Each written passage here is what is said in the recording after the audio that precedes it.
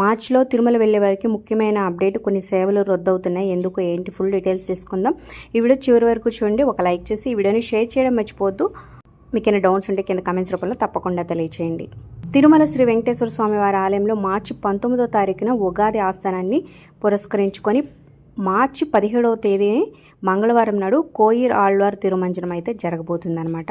So Ugadi, ఆనివారి ఆస్థానం, అలాగే బ్రహ్మోత్సవం, వైకుంఠ ఏకాదశి పర్వదినాల ముందు వచ్చే మంగళవారం రోజున కోయిర్ ఆళ్వార్ తిరుమంజనం నిర్వహించడం ఆనవాయితీగా వస్తుందన్నమాట. అలాగే ఈ సంవత్సరం ఉగాదికి ముందు అంటే 17వ తారీఖు జరుగుతుంది. సో దీని కారణంగా వీఐపీ బ్రేక్ దర్శనాలు, అష్టదళ పాద పద్మారాధన సేవను టీటీడీ రద్దు చేస్తున్నట్టు అనౌన్స్ చేసింది.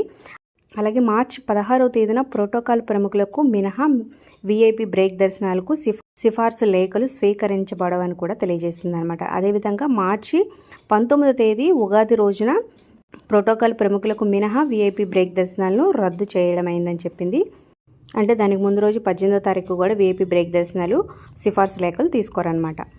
మరి రీసెంట్గా మీరు తిరుమల విజిట్ చేశారా? సో మీ దర్శనానికి ఎంత టైం పట్టింది, ఏ దర్శనం చేసుకున్నారనేది కింద కామెంట్స్ రూపంలో తప్పకుండా తెలియచేయండి. ఒక లైక్ చేసి వీడియో షేర్ చేయడం మర్చిపోవద్దు. డిస్క్రిప్షన్ లింక్స్ ఉంటాయి ఆన్లైన్ షాపింగ్ ఆఫర్స్ కోసం.